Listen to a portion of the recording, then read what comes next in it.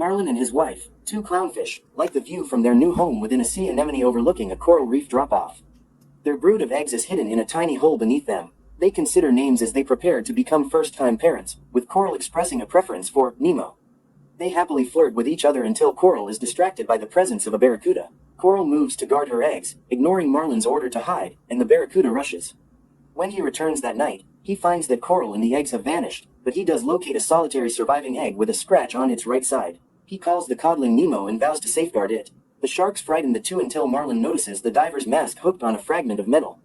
When he inspects it, he notices markings on the strap that could lead him to Nemo's whereabouts. Dory pulls up the mask to see if the sharks can read it, but Marlin tries to grab it back, producing a nosebleed as the mask smashes into Dora's face.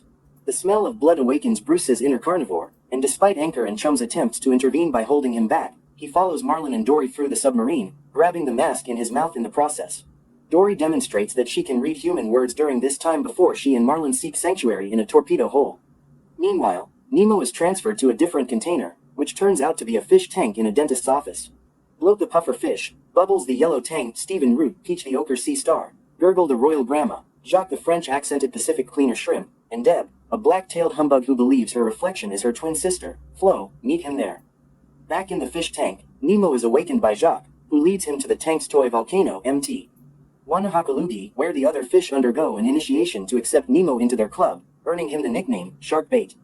Gil then suggests escaping the fish tank by jamming the gear in the filter, causing the tank to become so dirty that the dentist will have to manually clean it and place the fish in baggies on the counter, allowing them to roll out the window, cross the street, and land in the harbor.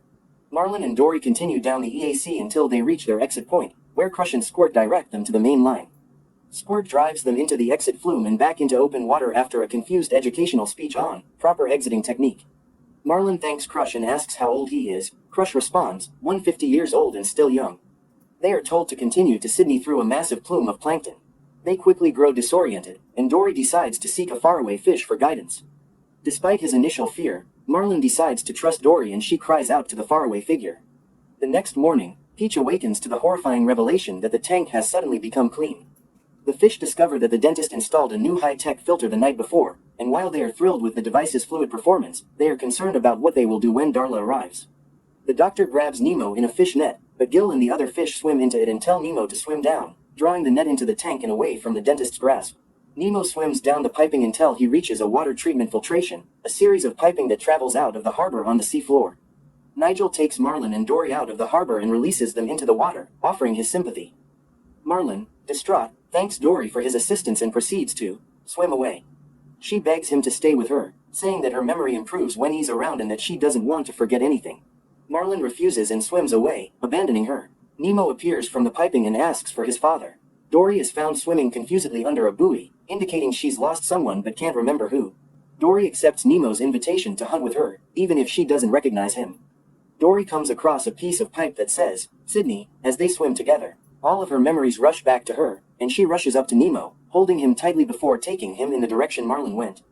They discover that Marlin has gone to the fishing grounds and reconcile with him amid a massive school of fish. Marlin and Nemo reach an agreement, and the three return to their reef home. Marlin's temperament has improved, and he is now more enthusiastic and confident in his son's skills. He drives him to school, where he is met by Bruce, Anchor, and Chum, who have accepted Dory into their vegetarian program. Before embarking on another field trip with Mr. Ray, Nemo hugs his father. Marlin watches them leave, confident that his son will be well. Back in Sydney, the dentist curses the high-tech filter that has abruptly ceased working. He grumbles about having to put all of the fish in baggies, but then finds that they've magically vanished from the counter. Horns honk out the open window as Peach is the last to cross the roadway and land with the other fish in the harbor. Bloat asks, now what? As they float in their baggies, unable to escape confinement.